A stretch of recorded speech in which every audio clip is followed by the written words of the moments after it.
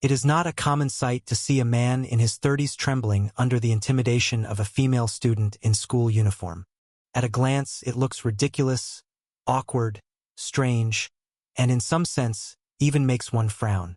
However, a person's impression is not determined by appearance alone. There is something more to a person than just looks.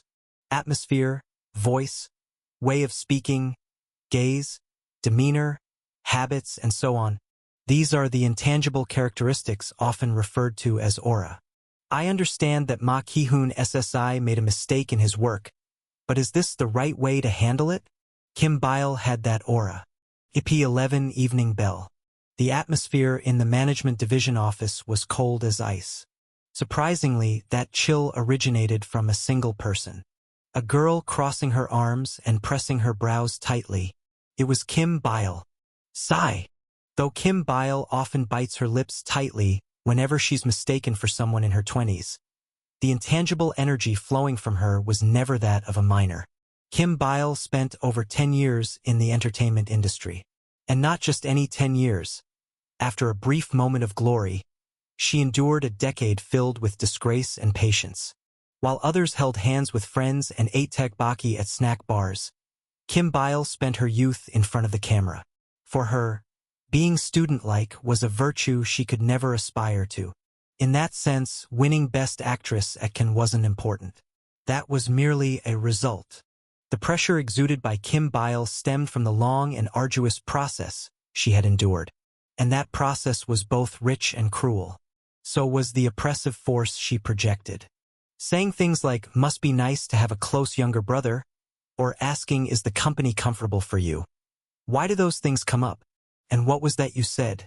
A punk who hasn't even served in the military talks back so well? Teach that was... The senior who had been confidently berating Ma Ki-hoon suddenly shrank and started making excuses.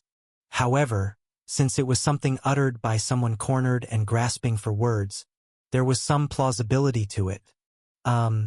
Actor Kim, I think there might have been a misunderstanding. What I just said wasn't a personal attack. While training the new recruit, I let my emotions get the better of me and said something inappropriate. That's what I said. Of course, I admit it was my mistake. I feel sorry for showing such a disappointing side to an actor affiliated with our company. As a member of the management division, I'll be more mindful of my words and actions so that this doesn't happen again. Hey, Ki-hoon. Thinking back, it was my fault. I was too harsh with my words. I'm sorry. Before he could say all that, Kim Bile cut him off. In truth, Kim Bile wasn't the CEO of Bike Hack Entertainment, and just because she witnessed some internal misconduct didn't mean she had any authority to act. More importantly, the relationship between actor and agency is not one of hierarchy. Idols are created by the company, but actors are clients who sign contracts with the agency. Of course, depending on the stature of the actor, the angle of the company's bow may differ, but fundamentally, actors are just partners of the company. And partners are outsiders. So even if she witnessed a staff member making crude remarks to a newly hired orphan, Kim Bile couldn't fire that employee. But if you follow that logic, the same applies to the entertainment industry. Senior and junior actors are not in a hierarchical relationship, and most of the time they are even in different agencies. In theory, they're equal. But is that really the case? The entertainment industry is never equal. The criteria for status are tangled with experience, fame, agency, connections, and so on. As such, disputes, punishments, and hierarchies are not handled through proper procedures but through complex and delicate human relationships. And Kim Bile was someone who had mastered that intricate web of rules. Excuse me, I wasn't the only one who heard what this person just said, right? In an office trembling under the atmosphere of a Best Actress witnessing internal misconduct and causing a scene, Kim Bile pointed out one extra. She didn't particularly expect an answer. This, too, was part of the punishment. Is it a problem for a celebrity to bring their manager to work? Was that a parachute hire or some kind of recruitment fraud? Then all of Bae Song-won Sunbinim's managers should be dismissed. They're all outsiders.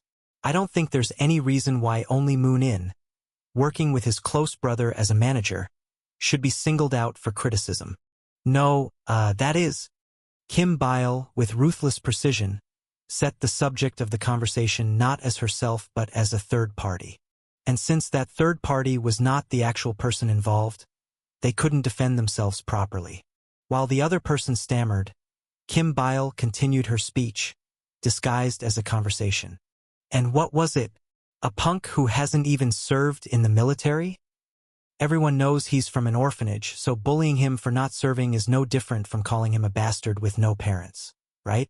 Seriously, Kim Bile didn't say anything particularly new to Ma Ki-hoon Sr. She merely laid out what had just happened in more explicit terms. But that alone served as punishment.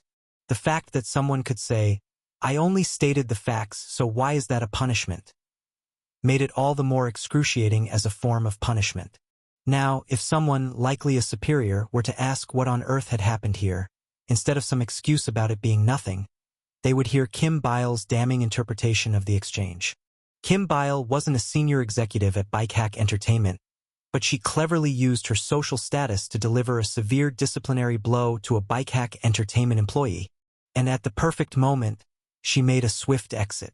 "What are you gawking? Everyone move aside." As soon as a voice was heard from outside, Kim Bile began preparing to flee. "Anyway, I don't want to talk anymore, and I have nothing else to say. Since author Moon-in has some personal issues, I'll take his manager with me. This isn't against the rules either, right?" Of course, the staff all nodded in agreement.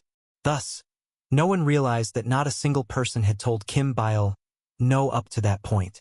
As Kim Bile continued her masterful performance to the very end, and left the office with Ma Ki-hoon and the group that joined him, the senior who would finally bring this chaos to an end arrived. "Hey, what on earth is going on here?" Bike Hack Entertainment's management division is split between actors and singers. Due to the Bike Hack Group's greater focus on visual media than music, the actor side holds more power. Therefore, the division head came from the actor management side, and naturally, Kim Bile had seen this man's face for 10 years. "Hello, division head Nim." "Hey, Kim Bile, who do you think you are? Abusing your power to boss over my team." "Abuse of power? All I did was stop by to talk to author Moon-in's manager and overheard some strange comments, so I said a few words. That's it." Even in this situation, Kim Bile did not lie. "That's all. Okay, then I'll be on my way. I didn't come alone, and since we have urgent business, I can't stay any longer." "What? You're leaving?" "You can hear the details from the staff here. Take care then. Everyone, let's go." The terrified students, who had just tasted the bitter flavor of society, trailed behind Kim Bile like scared ducklings. Even in the midst of it all, Gu Yuna remained unbothered. "Hey, you're just going to leave it like this? Hey you, Kim Bile. See you later."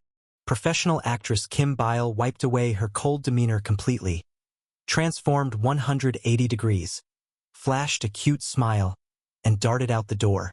And as muttering about, she wasn't like this when she was younger trailed behind her, she made a swift escape from Bike Hack Entertainment. In the entertainment industry, rife with schemes and trickery, the weak cannot survive.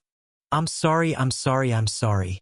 There was a minor incident where Min Hyo-min, who had once been harshly taught a lesson by a legendary senior after making a mistake early in her debut, relapsed into trauma, but the group safely made it to a nearby cafe. As expected from Kim Bile's choice, the cafe was located near an entertainment agency but still had a layout that offered some degree of privacy. After sitting down and taking a moment to praise and worship Kim Bile, the club group explained why they had come to find Ma Ki-hoon. "What? Kidnapping?" Moon Ji-seop nodded as if it were the most natural thing in the world. A flustered Ma Ki-hoon looked around, and sure enough, Kim Bile, Gu Yuna, Min Hyo-min, and Min Hyo-something were all nodding in agreement. Seeing a group of kids in the same school uniform nodding in unison was a bit creepy. It really did seem like something was wrong with their heads. Had Bike Hack Arts High School spiked the school meals or something? But a real man's characteristic is to answer, "Let's do it right now," at times like this. Moon Ji-seop waited for that hearty answer from the manly Ma Ki-hoon. However, After leaving New Light Spring Orphanage and spending a few years enjoying the sweet nectar of society, Ma Ki-hoon had become a bland, diluted version of a man, his New Light Spring essence washed out. More than anything, he had a wife to support, no children yet.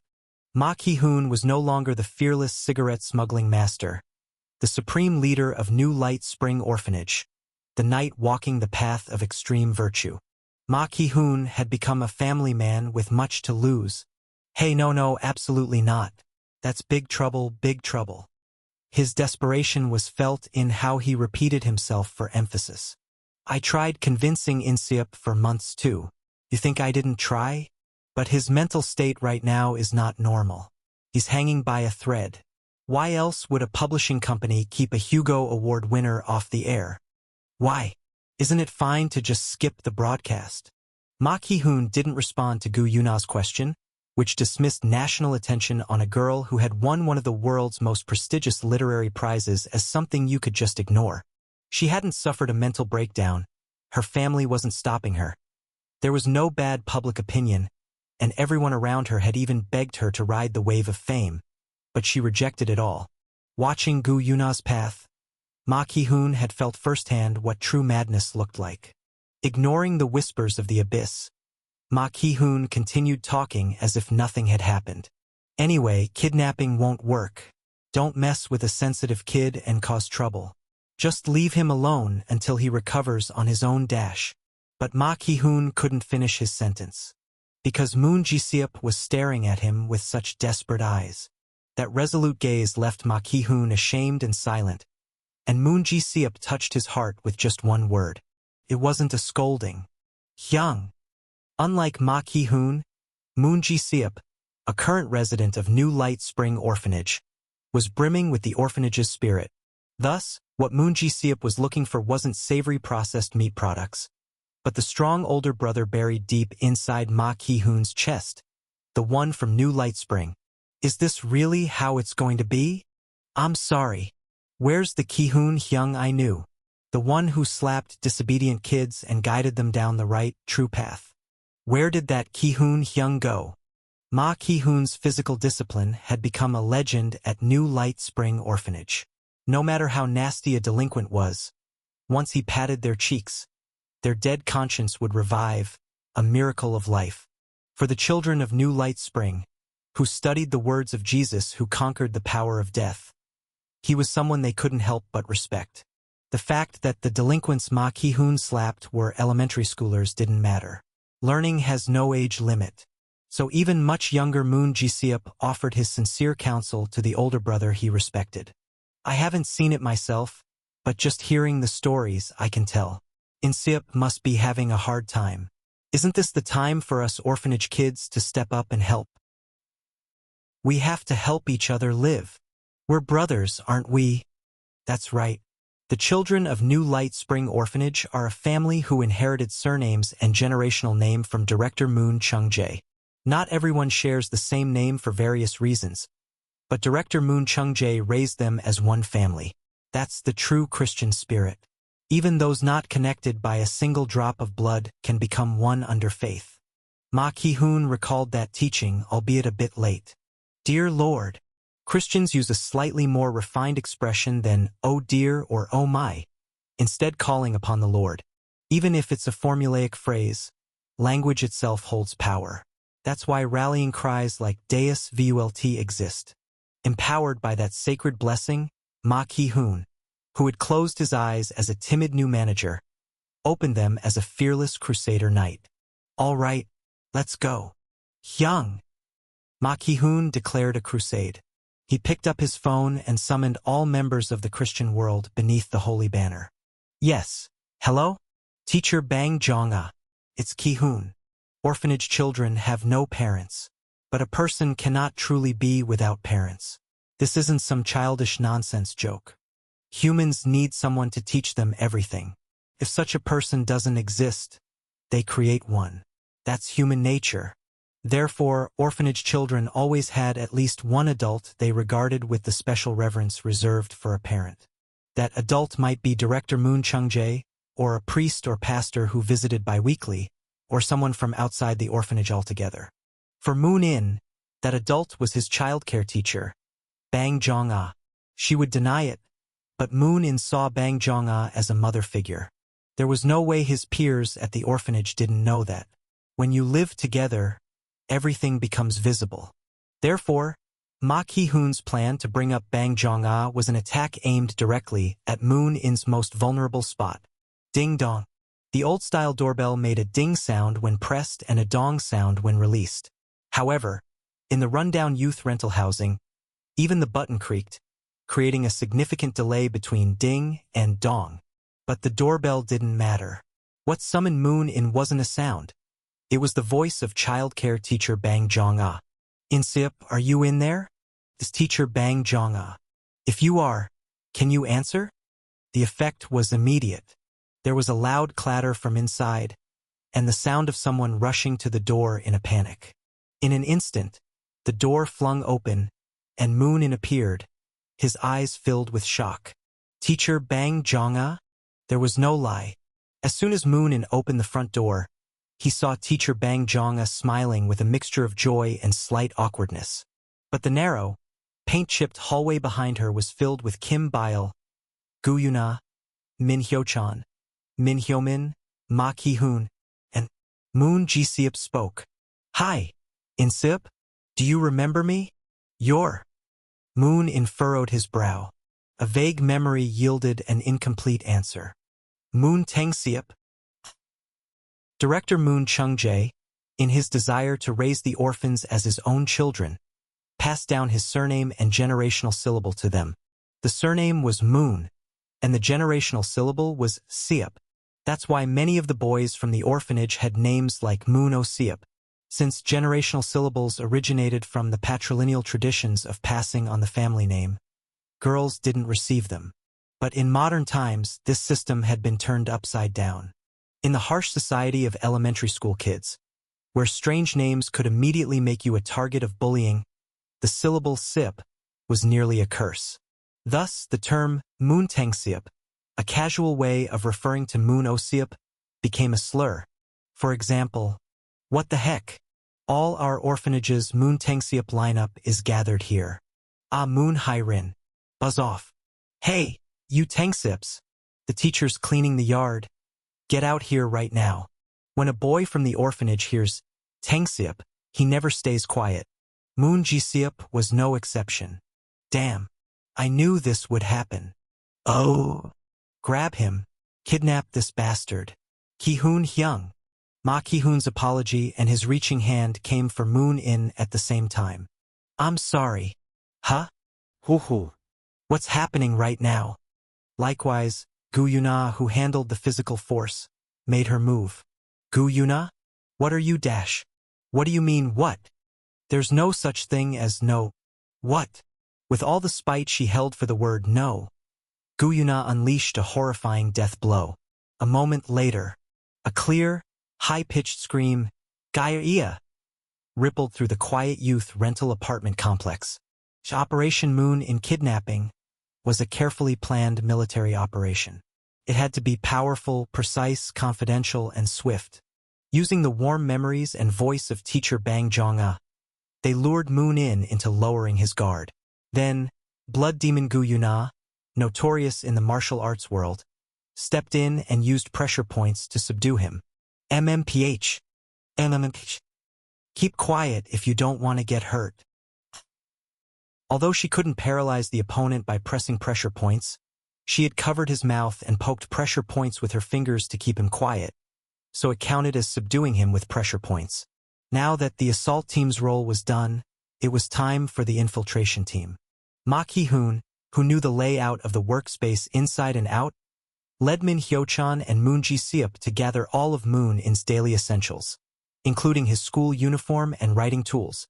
"Leave the computer and just take the keyboard. He's sensitive about the keyboard, so he won't care about the computer. Should we take the keyboard cable too? It's wireless, so leave it. Hey, grab all the uniforms too. Hurry." Min Hyo-min, the adorable youngest member of S-class girl group Benivis, whose name is Min Hyo-min even when read backwards, couldn't come to the kidnapping scene due to her schedule. Celebrities are busy. However, Kim Bile was guarding the scene as the leader of the kidnapping operation. Not because she was less busy than Min Hyo-min, but simply because she wanted to torment Moon-in with a wicked smile. Fu-fu-fu. While Kim Bile laughed wickedly, Ma Ki-hoon's infiltration team cleaned out the house. Since it was a desolate home with few furnishings to begin with, it didn't take long. Ma Ki-hoon shouted urgently, "Okay, we've got everything. Let's go." They moved quickly and quietly to somewhere. Their plan didn't end with the kidnapping. There's a word that commonly follows kidnapping. That's right, confinement. Even the word kidnapping confinement has no space in it. It reflects the ancient wisdom that abduction and confinement must flow seamlessly together. TL note: in Korean, kidnapping confinement is a compound noun. The ultimate goal of the Popular Culture and Arts Research Club was to bring the first club leader, a hikikomori, back to school. To do that, detailed management was required even after the kidnapping. Fortunately, Moon Ji-seop, a top 4% high IQ student who compensated for poor writing skills with his academic performance, was able to deduce an appropriate location. They headed toward a yellow van parked in the apartment complex parking lot. That is. The van, drenched in yellow as if to prove it frequently transported children, also revealed its other identity with a red cross painted on the side. Below that cross was a lesson recorded in the Bible. Jesus does not lose even one stray sheep. Gospel of Luke chapter 15. Upon seeing the final message written on the van while being held by Gu Yuna, Moon-in gave up all hope. New Light Spring Orphanage. IP11 Evening Bell. Director Moon Chung-jae is an orphanage director with abundant experience. That means he entered this field back when orphans were treated as the lowest of the low in society. In an era where selling babies abroad, beating disobedient children with leather belts, and psychological manipulation were considered routine. A preacher who began caring for orphans in such a dark era endured the bitter bottom of society repeatedly and solidified a firm religious conviction. Therefore, Moon Chung-jae's approach to running the orphanage focused not on improving the orphans' quality of life, but on saving souls. Even though they weren't exactly lacking in funds thanks to receiving grants from both Catholic and Protestant sources, the children at New Light Spring Orphanage still lived in relatively poor conditions for this very reason. Director Moon Chung-jae. When money came in, he took in more children. That was Moon Chung-jae's style, a style that made the orphanage's finance team lose their minds. To exaggerate slightly, it was like pouring water into a bottomless jar. But even a bottomless jar can be filled if thrown into a flowing river. Thanks to some famous author Mr. Moon sending donations like flowing river water, despite director Moon Chung-jae's endless desire to collect orphans, New Light Spring Orphanage faced major changes. Improved living standards. That was the first thing Moon-in noticed when he returned to the orphanage after a long time. First of all, the side dishes had changed. What? This is delicious. The New Light Spring Orphanage Moon-in remembered was an alternate world devoid of the concept of taste. So Moon-in's admiration was a bit caveman-like. Is this what they call delicious? There is a nutritionist at New Light Spring Orphanage. The nutritionist devises a variety of menus for the growing children. That is to say, they only devise them. What actually ends up on the table is a bittersweet compromise between lofty ideals and cold reality. So the taste was bittersweet, too. It's a secret from the public officials. But back when the orphanage was struggling, Bang Jong-ah would be urgently deployed to bring in large quantities of curry and black bean sauce, resulting in an era of curry black bean meals on repeat. The humor, if there's any, was that the children at the orphanage actually found those meals to be delicious treats. But now it was different. This taste didn't come from the anguish of a corporate food scientist, but rather from the anguish of the orphanage's nutritionist. Moon-in smiled gently, thinking at least the donations hadn't been used in vain. Ha ha! Seeing that smile, Kim Bile, sitting across from him, thought his mood had improved a bit and spoke up. The food is really delicious, right? Right? But that was the wrong move. Moon-in responded with a cold silence. Because the Operation Moon-in kidnapping had been executed on a Saturday morning, and the meal they were currently eating was Saturday lunch. Moon-in wasn't a child who would cheer up just because the kidnapper fed him a decent meal. Actually, even children aren't that stupid. However, instead of getting angry, Moon-in chose silence. It wasn't because of Stockholm Syndrome triggered by Kim Bile's beauty. Despite his notorious temper, he really is famous for it.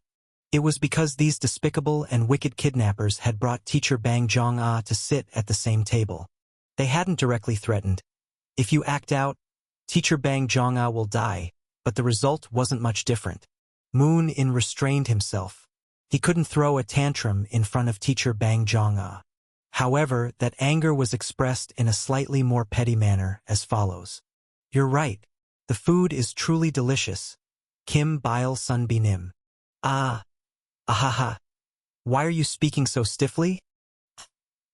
Moon-in ignored her. He heard her words and simply ignored them. Kim Bile, who has a subtly gloomy side, is the sensitive type who even gets stressed when someone reads her message and doesn't respond on KakaoTalk. But this time, since she was in the wrong, she just smiled and held it in. And in truth, Kim Bile's mind was in turmoil. Now what? She had no idea what to say, because the whole plan had deviated far from her original idea. Kim Bile's imagined scenario went like this. #.1. Outside the studio/late night. Under the streetlight. Moon-in turns away, refusing help. Kim Bile grabs Moon-in's wrist roughly and speaks. "Kim Bile, I couldn't just sit back and watch you suffer alone in that room. We're friends." Moon-in Siap moved. "Kim Bile, if you're struggling, share it with us. What's so hard about it?" Moon-in, you guys can't understand. My literary concerns." Kim Bile, shut up. Enough already. Just say you want to go back to school. Moon-in, with tears, "I want to go back." That was the original plan, to gloss over everything clumsily with the power of friendship. But the current situation had strayed far from that. And it was all because of that guy, Moon Ji-seop, with his sly scheming. Honestly, this is why intruders are so problematic. And in truth, Kim Bile still hadn't processed the situation where Gu Yuna had confessed to Moon-in. The fact that a creature like Gu Yuna even had a warm heart was shocking enough. But the fact that Moon-in had rejected her was even more shocking. And how that led to him withdrawing from society for so long, Kim Bile couldn't understand either. In fact, Kim Bile herself had quite the complex feelings about it. Because, let's just pretend it didn't happen. Gu Yuna's voice interrupted Kim Bile's thoughts. What? Let's just say it never happened. When someone doesn't know the cause of a problem, the only option is to hit it randomly. That's why people smack malfunctioning computers and pray to the heavens for them to work again. But Gu Yuna is not the kind of person who can accept such a mindset. Everything must be clear and straightforward. So in this case, the most accurate solution to the problem was a format. Reset everything as if it never happened. Because Moon-in was troubled due to Gu Yuna's confession. Gu Yuna said they should pretend her confession never happened. "I don't know exactly why you're hurting, but it's obvious.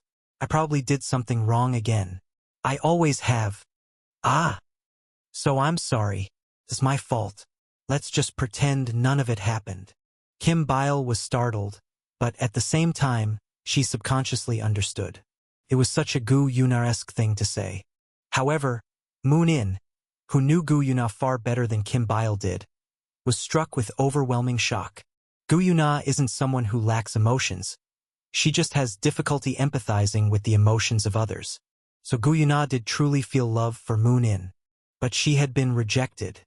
And after being rejected, she apologized because the other person seemed troubled, and asked to forget the whole thing ever happened. The wretchedness Gu Yuna must have been feeling at that moment would be no different from that of any ordinary person. However, what on earth could make Gu Yuna appear so weak? That was the point that shocked Moon-in. The Gu Yuna he knew, both past and present, was a prickly, prideful, and difficult novelist. Even after confessing her love and getting rejected, she wasn't someone who would lower her head so desperately. Gu Yuna was a warrior. She didn't live by society's standards but by her own. She lived like a solitary martial artist walking the path of self-discipline. And yet here was Gu Yuna showing such a pitiful side. Moon In felt as if the hero of his childhood had crumbled into a pitiful heap. Why? The answer was obvious. It was all Moon In's karma. Wanting to awaken Gu Yuna's talent, Moon In had made himself her teacher. And Moon In had been a perfect teacher. A too perfect teacher.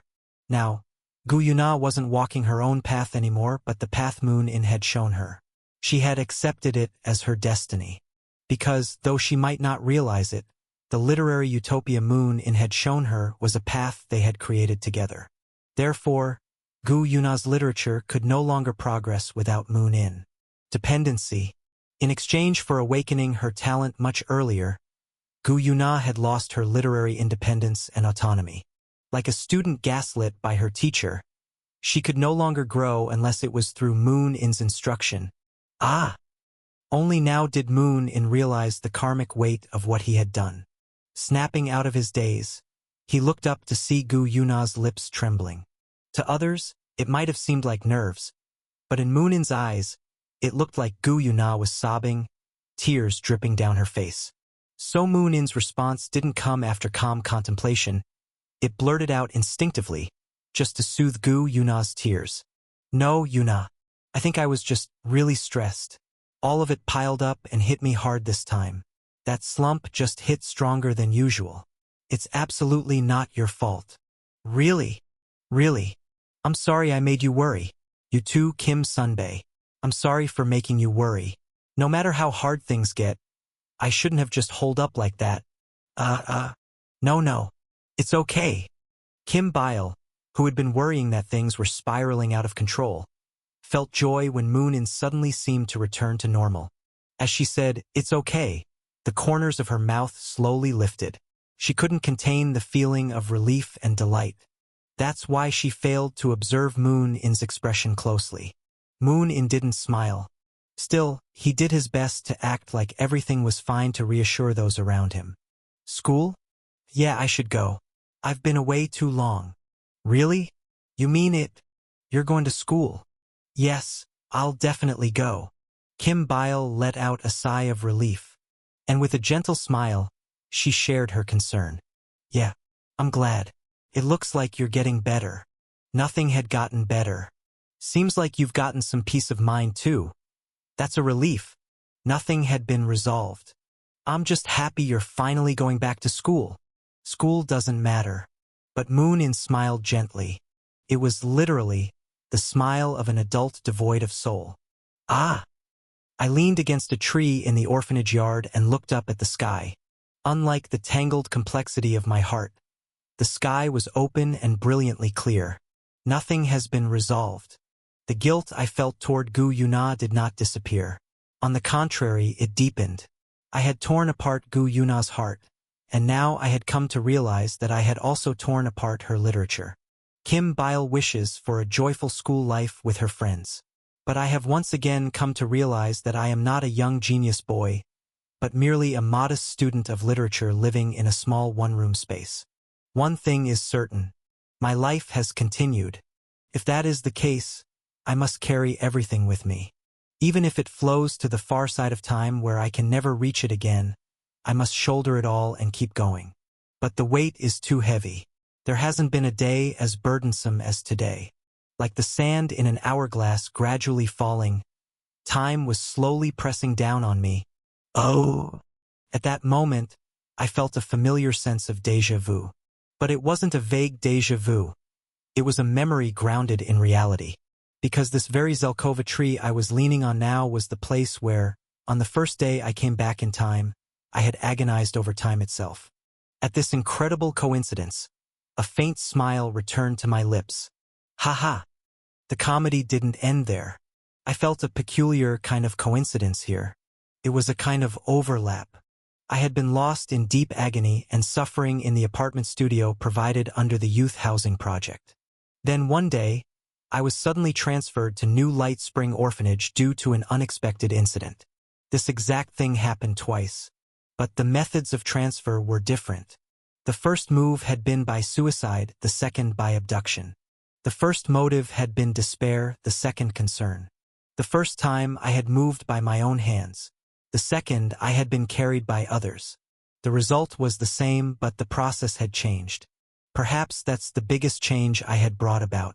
Like that fluttering in my heart I once felt at a birthday party. Hi. The proof walked right up to me. Now I knew his name. It wasn't Tengsiup. It was Jisiup, that student who once resented the world, wishing someone had told him to start studying just a little earlier. He now stood before me wearing the Bikehack Arts high school uniform, all thanks to one word of praise I had casually given him as a child. That, too, was something I had changed, and that butterfly effect opened its mouth. By any chance, I listened attentively to Moon Jisiup's words. After hesitating for quite a while, Moon Jisiup finally asked, as if speaking something of great importance, "Can I join the Popular Arts Research Club?" "What?" No, the Popular Culture and Arts Research Club. Popular Culture and Arts Research Club. Moon Jisiup hastily corrected himself, as if he would offend me by getting the club name wrong. Before nodding, I first expressed my disbelief. "Why are you asking me? You should ask Kim Sunbae. Actress Kim Byeol-nim is a bit scary. She's bright and friendly." "Why? Bright?" Moon Jisiup acted as if he couldn't possibly associate the word Kim Byeol with the concept of bright and friendly. It was strange. "So Kim Sunbae is scary, and I'm easy?" "Of course, you're easy." Jisiup grinned and reached out his fist toward me. Not to punch me, but to exchange a friendly fist bump. "We're New Light Spring family, aren't we?"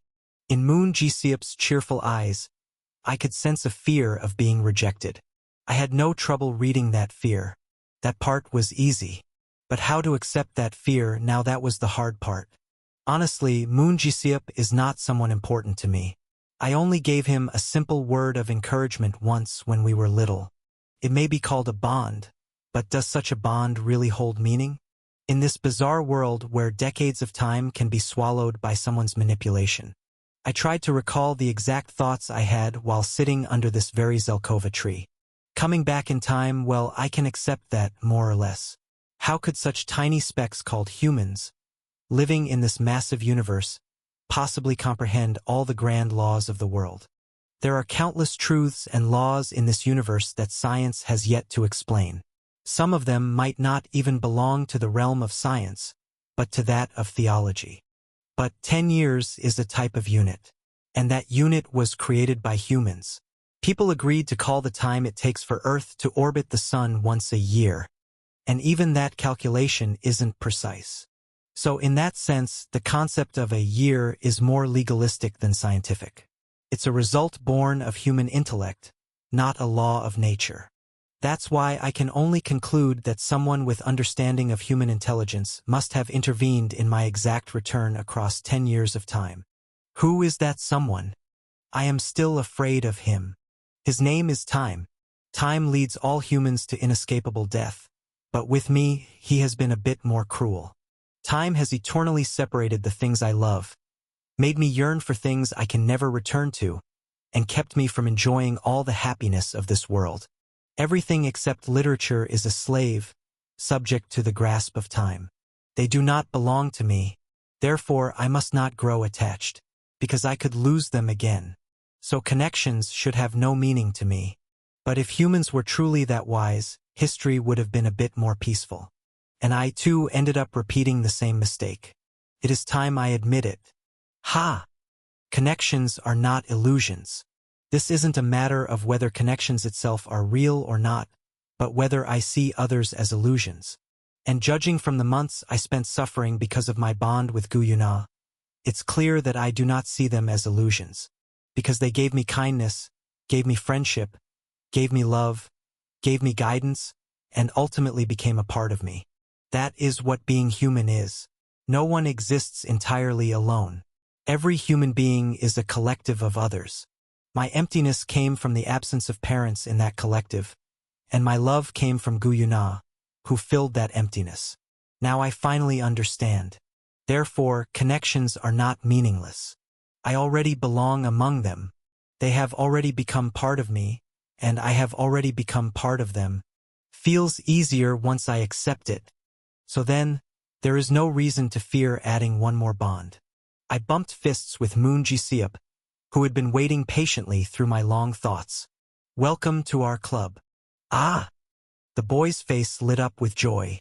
It was a short greeting for me, but for someone, it might have been an achievement built from years of effort.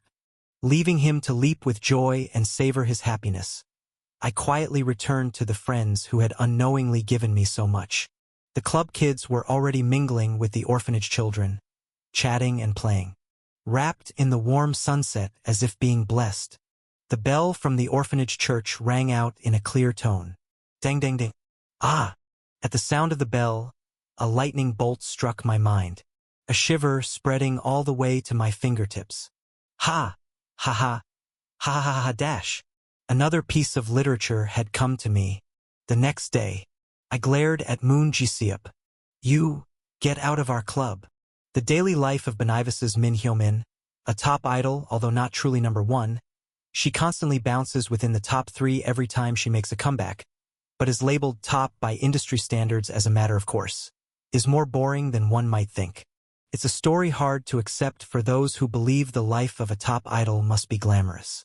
However, what they overlook is the fact that glamour is not the opposite of boredom.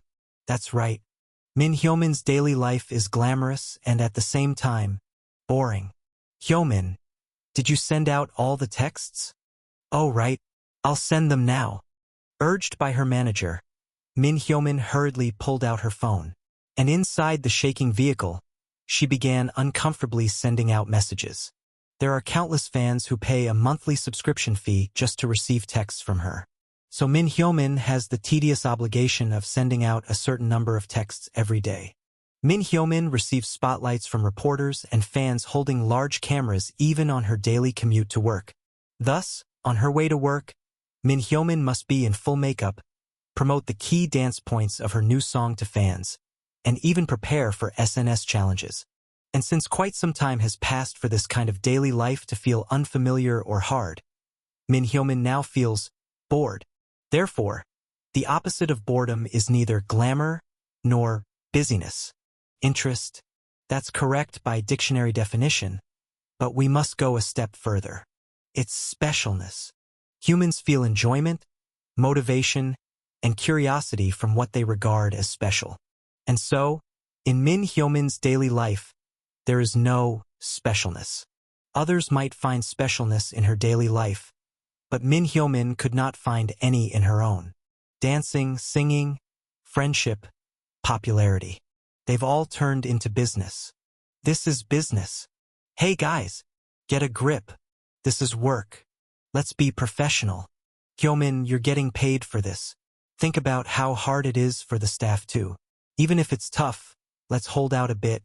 You're gonna keep acting like this at the dorm just because your feelings got hurt?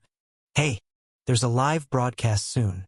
If you're gonna keep sulking like this in front of the camera, then quit. At some point, Min Hyo-min stopped being an artist and became someone doing business. The CEO, the unis, the manager, the fans, they all demanded it. If Min Hyo-min pondered like an artist, created, composed, and worried, the whips would fly mercilessly. But if she worked thoroughly like it was business, obeyed orders, did as she was told, and acted like a pro, praise would come. Thus, Benevis's beloved youngest member, and turbulent, stormy teenage youth, Min Hyo-min, had undergone dark evolution into Min Hyo-min, who views everything cynically while secretly intoxicated by her own coolness. EP11 Evening Bell. The thoughts that corrupted power warrior Min Hyo-min often has these days are business? If that's what you want, I'll do it, and we were done ages ago, we're only doing this for money. But even Min Hyo-min, who thinks there's no such thing as specialness in this world, had exactly one exception she thought was special, and that was Moon-in. Min Hyo-min had already given up on the romance of the idol entertainment industry after watching fellow trainees get eliminated like flies, but lately, that giving up had expanded to the entire artistic world. It's not that she has any particular psychological trauma. Around the 4th year after debut is the perfect time to start thinking, the entertainment industry is utter crap. Kim Bile went through it too. Although in Kim Bile's case, the symptoms seemed to be lingering longer. Therefore, Min Hyo-min had been devaluing the entire industry, thinking there's no specialness in this field, that idols are just repetitive workers doing whatever they're told, that both the artistic and entertainment worlds are the same. Surprisingly, even so, Moon-in seemed special to Min Hyo-min. About Moon-in. Moon-in was the most special person Min Hyo-min knew. Not special in terms of personal relationship. To Min Hyo-min, Moon-in was just a friend of her best friend. And her best friend is, of course, Gu Yuna. What Min Hyo-min felt was special about Moon-in was, naturally, his artistic uniqueness. Moon-in was the most special artist Min Hyo-min knew. The artistic talent of historical greats feels distant, but Moon-in's artistry could be vividly observed. This strange boy of the same age captivated renowned writers with nothing but his writing talent, became a superstar known nationwide, and eventually reached the career high of winning the Hugo Award. Without any company lessons or training, he achieved such feats through his own abilities alone. When watching things like that, the situation of hundreds of people busting their asses for months just to release a single album feels ridiculous. But right after achieving such a feat, he disappeared for several months. No one knows why. Despite the entire nation being thrilled, every broadcast station sending love calls, and a tsunami of popularity crashing in, something even girl groups planned for years with billions by major entertainment companies couldn't achieve. He just disappeared. Seriously, what the hell is that guy doing? Could you maybe tell me what he was like when he was little? So, when Moon Ji-seop, Moon-in's peer from New Light Spring Orphanage, appeared, it wasn't strange for Min Hyo-min to secretly ask such a question. And once the high school freshman boy realized that this modest-looking girl was actually Benivis's Min Hyo-min, he had no choice but to stake his life on answering that question. That? At this point, 99% of Moon Ji-seop's brain output was being utilized to construct a virtual reality family simulation with Min Hyo-min. However, as the greatest mind to ever come out of New Light Spring Orphanage, even the remaining 1% of his output was enough to answer the question. In Seop, he really loved books from a young age. He didn't talk much, he wasn't very social, didn't play sports, he just always loved books. Oh, really? Yeah. He liked reading, he liked writing. And if you ever looked in the corner of a room, you'd always find In Seop hunched up like a little bug reading a book. Ooh! Min Hyo-min tried to picture a mini-sized Moon In Seop curled up in a corner reading a book. He's still mini-sized now anyway, but she couldn't quite imagine it.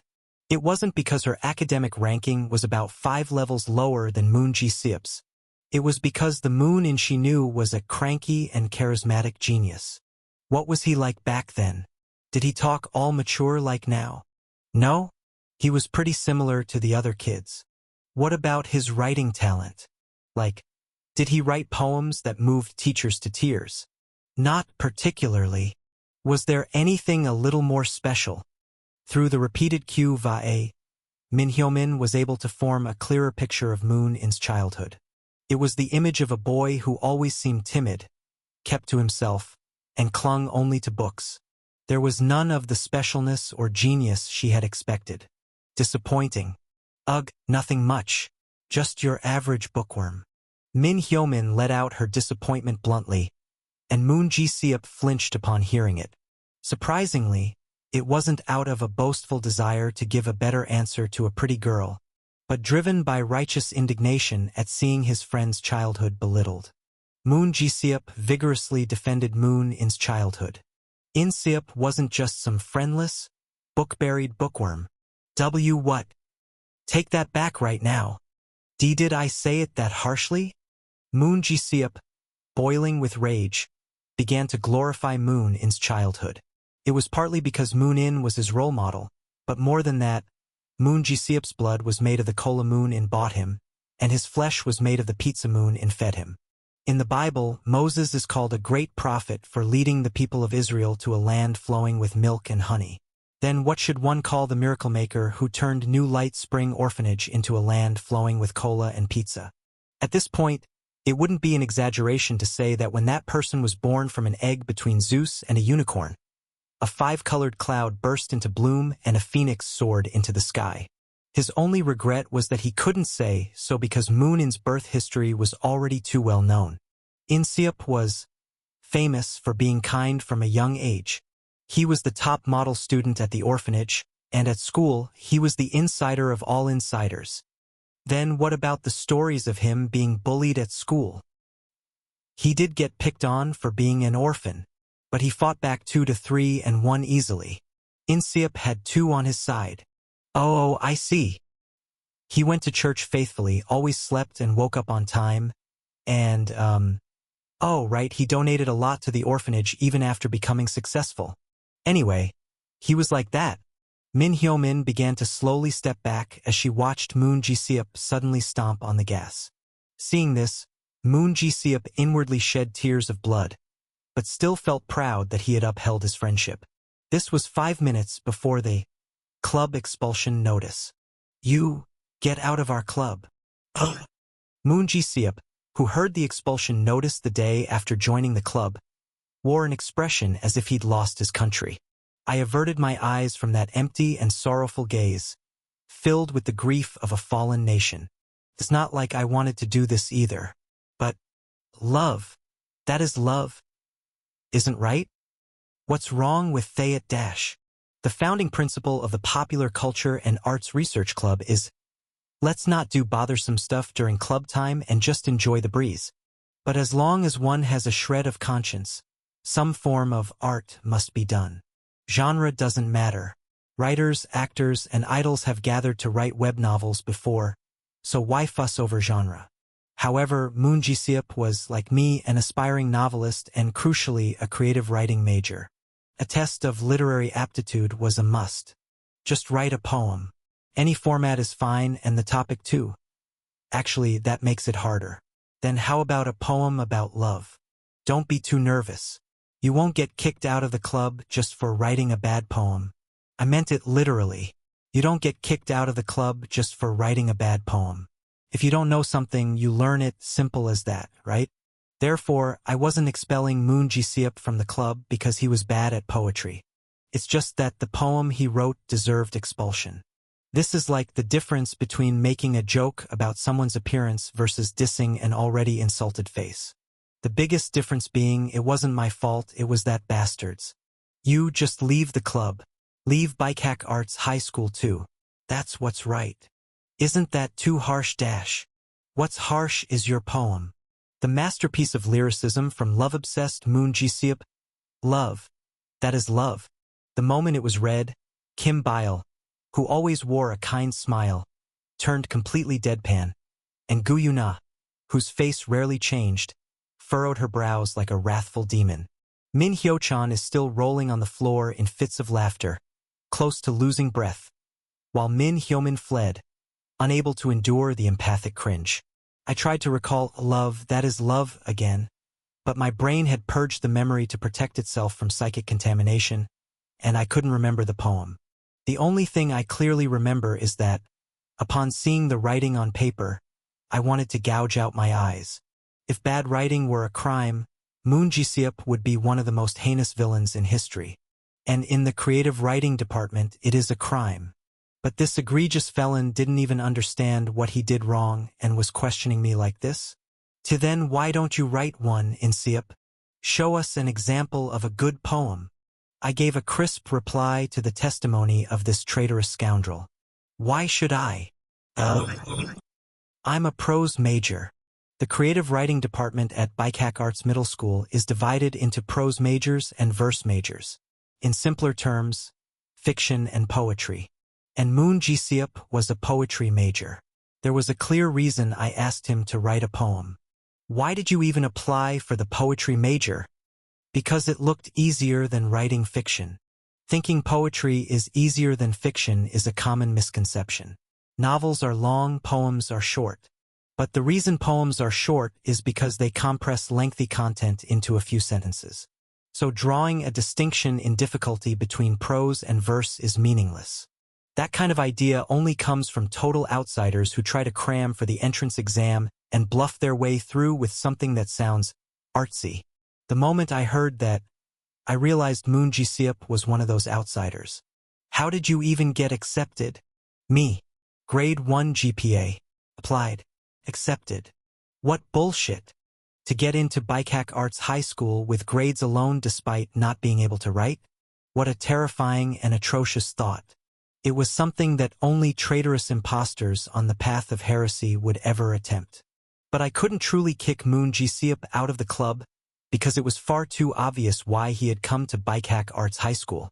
It's a bit embarrassing to say, but clearly it was because of me, wasn't it? This kid, enchanted by my genius, had followed me all the way to this art school. I wasn't cold-hearted enough to cast him out again. However, the truth is, that so-called genius was just a trick of time, and the reason Moon Ji-seop admired me was only because I fulfilled a small wish of his. If only someone had told me to study when I was younger. That's right. The truth is, I'm a nobody. This experience made me realize it more than ever. I'm not some genius novelist that makes the whole nation fret, just a literary student who's lived a bit of a bitter, unfortunate life.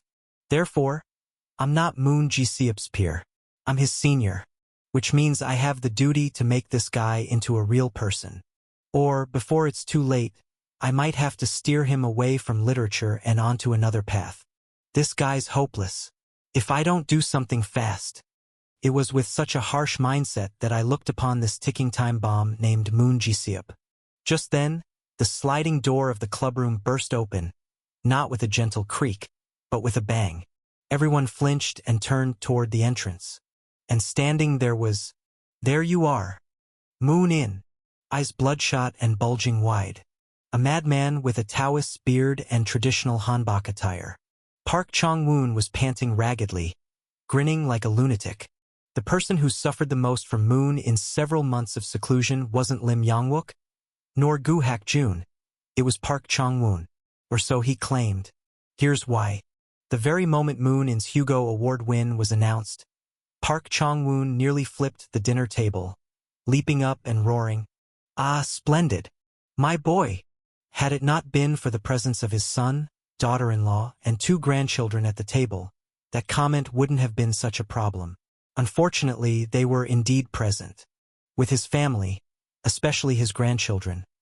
Giving him ice-cold stares, Park Chong-woon froze mid-uppercut into the air. My boy!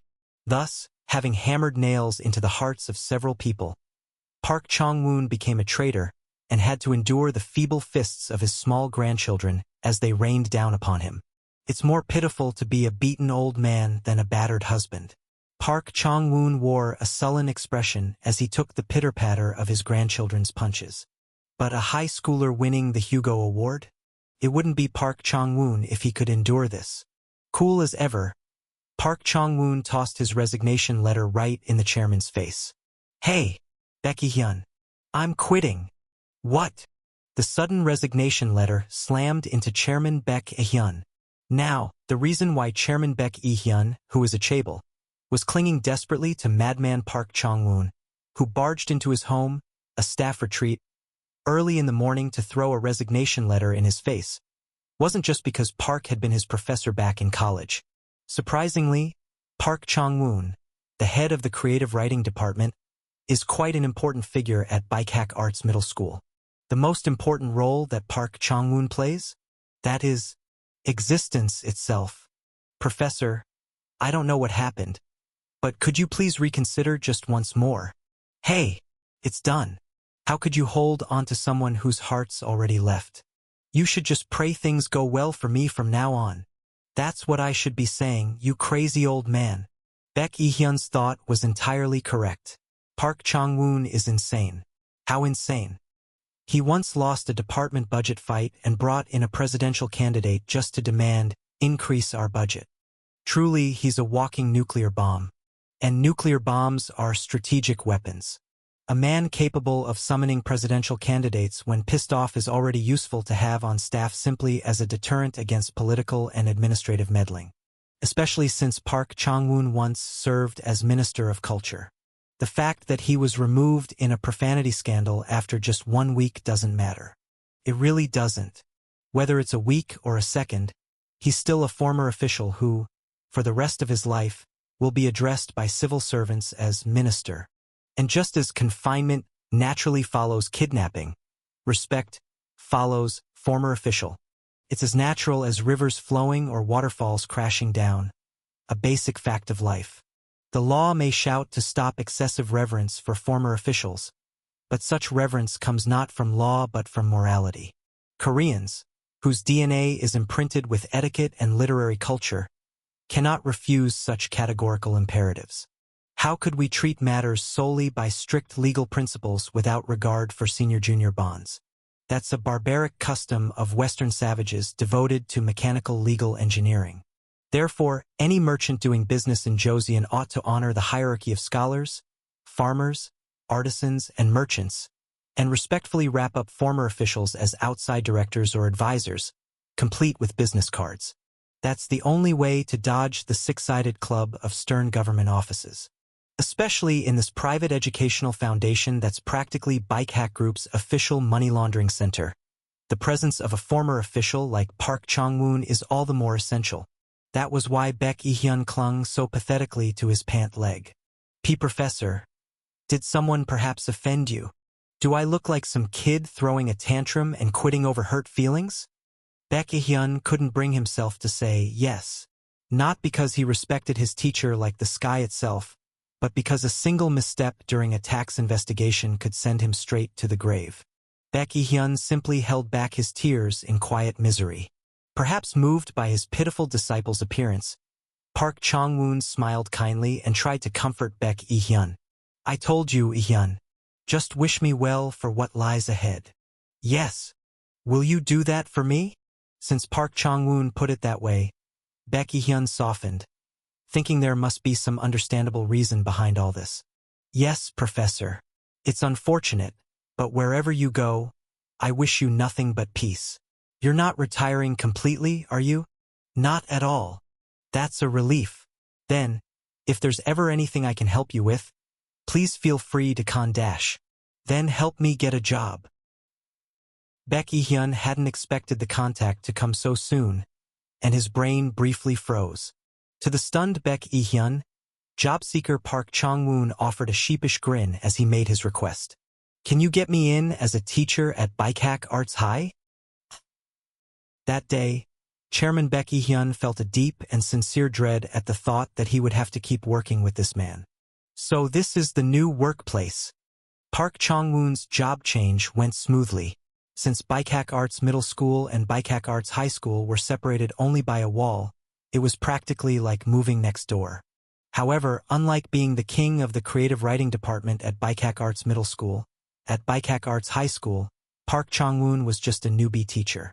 So he politely bowed 90 degrees to the department head of the high school's creative writing department. Hello, I'm the new teacher, Park Chung-woon. Our warga professor please, you don't have to do the The department head of the high school's creative writing department bent over nearly to his knees with a groan that sounded more like a scream than a greeting. Since his bow exceeded 90 degrees, mathematically speaking, Park Chung-woon had already won. And with that single greeting, Park Chung-woon established the pecking order and seized control of Bike Hack Arts High School's creative writing department. Then he appointed himself as the homeroom teacher for the first-year class. I'll take the first years. Isn't it natural for the youngest to do the toughest work? Hehe. The moment Park Chung-woon slid his butt in, the stone already in place promptly rolled out of the way. Indeed, such was the virtue of filial piety, yielding one's seat to the elderly. Phew! And in that first-year class of Bike Hack Arts High School's creative writing department was Moon In. That's right. Park Chung-woon had finally succeeded in stalking Moon In. Even graduation could not free Moon In from Park Chung-woon's grasp. And considering that Park Chung-woon was essentially acting under orders from University Professor Gu Hak-jun, One could clearly grasp just how deep Gu Hakjun's scheming went. This was a declaration. Once I sink my teeth in, I won't let go. He who controls high school controls college admissions. Park Chang-woon would do whatever it took to send Moon In to a specific university. Then Gu Hakjun would receive the pass, dribble skillfully, and drag Moon In all the way to graduate school. Such was their terrifying plan.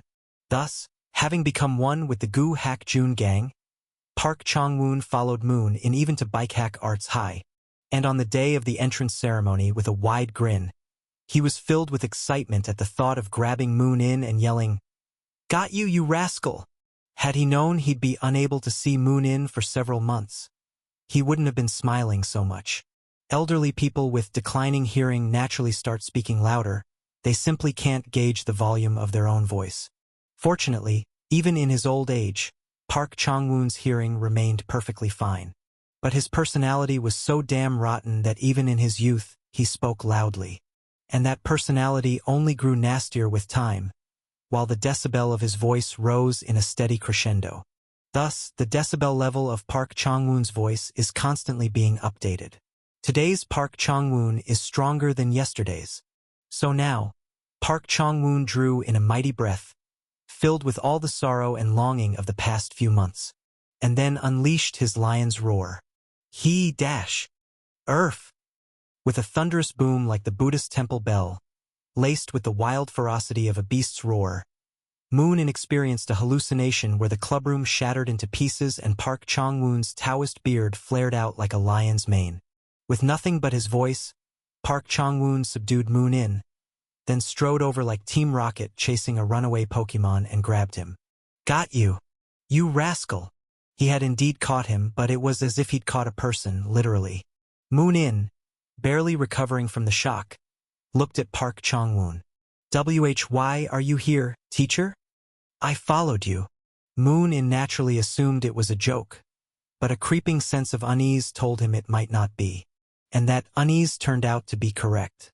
Like a full-blown stalker who had actually changed jobs to chase a single student, Park Chang-woon spoke like someone who had finally cornered his target after months on the run. "Where the hell have you been? What have you been doing? And why the hell didn't I see even a trace of you?" "I am sorry." "Don't apologize, answer me. If you don't answer properly, you'll become a corpse." The flute Park Chang-woon was holding added terrifying credibility to his threat about ending up a corpse.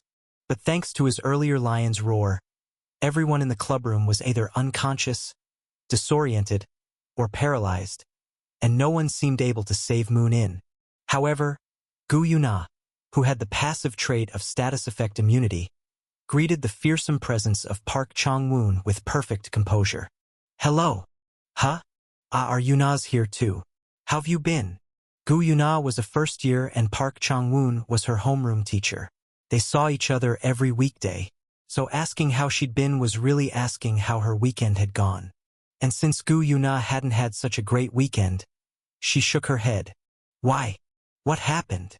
Gu Yuna pointed at Moon In with her chin.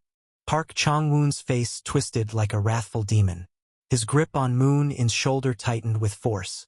"You're saying you haven't been well because of Moon In?" "Yes." "What did Moon In do?" "He didn't really do anything. It's just..." Sensing danger, Moon In tried to cover Gu Yuna's mouth, but he was a second too late. Gu Yuna continued calmly. "Seeing the person who rejected me looking all gloomy, it made me feel kind of down too. I didn't expect that." "Ah." Park Chang-woon slowly let go of Moon In. Then he began to retreat step by step. "Ah? Ah? Ah? I see. So that's how it is, huh? Hom. Like a broken radio, Park Chang-woon muttered a few static-filled phrases, and then, unable to accept the chaotic reality, he turned and fled. "Well then, I'll be off now. Do your best with club activities." Gu Yuna responded calmly. "Yes." Park Chang-woon slid the door open, creak, and bolted out. Having driven away the enemy commander, Gu Yuna looked around the silence-shrouded clubroom. "Shall we start our activity?" Moon In, with a completely beaten expression, gave a silent nod. There is a sad legend in Bikak Publishing. Ah, this is driving me crazy. It's the legend of a bald man who, after being wrongfully expelled, returned with an SSS-class novelist, completed his revenge, and rose to great success. If you ask why it's sad even though it ended with a happy ending, the answer is simple. It's because the state of that very legend himself is sorrow. Why the hell are you doing this to me? The sad legend of Bikak Publishing was slumped over the desk in the department director's office at the Publishing Management Division headquarters. On the gleaming crystal nameplate were the words, Director Lim Yong-wook. That's right. Lim Yong-wook had become a legend. A legend is a fantastical and extraordinary tale, like a fairy tale, and someone from a low-tier university rising to an executive position is indeed the kind of story you'd only find in fairy tales. Lim Yong-wook had gone from being the subject of a ghost story in the underground parking lot of Bikak Entertainment to a legend among the salaried workers of Bikak Publishing. But legend or ghost story or whatever, the real legend was the situation he found himself in now. Is this for real? Damn, The Hugo Award-winning author had run away. Lim Yong-wook had been feeling SSS-class sadness for half a year now. IP11 Evening Bell. You can't cover the sky with your palm. As time passed, the truth naturally came to light. So, the heavens knew, the earth knew, Bikak Publishing knew, and the organizers of the World Science Fiction Convention, Worldcon, knew exactly what kind of shady tricks Lim Yong-wook had pulled to win the Hugo Award. This is a rigged election. A rigged election, MMPH. MMPH. Get that bastard out. Get him out right now. You racist. At the time of the incident, everyone banded together to silence the mouth of Simon Publisher, who had caused a ruckus at the banquet. But once the truth floated to the surface, everyone's expressions became subtle. Especially the expressions on the faces of the Worldcon organizers were the most peculiar. It was as if they had been caught off guard by an unforeseen loophole. Realizing that, in a literary award decided by vote, the author who campaigns has the upper hand, Worldcon quietly tweaked the Hugo Award process once public opinion settled down. They increased the weight of the judging panel and expanded the voter pool to block shady tactics like those in the recent incident. In this way, Worldcon's expression of fixing the barn after the cow was lost could be described as a reluctant grimace.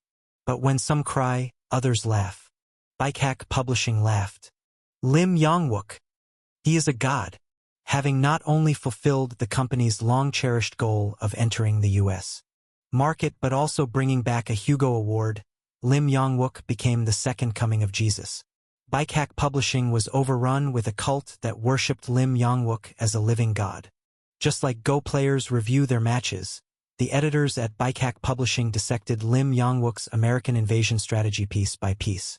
From the issue handling between Kyosentia and Collins Press, to the calculated media play targeting the Hugo Award election where Asian authors were trending.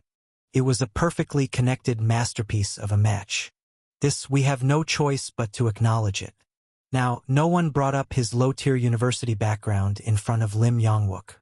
Lim Yong-wook had finally made the haughty elites of Bikak Publishing kneel with his own ability.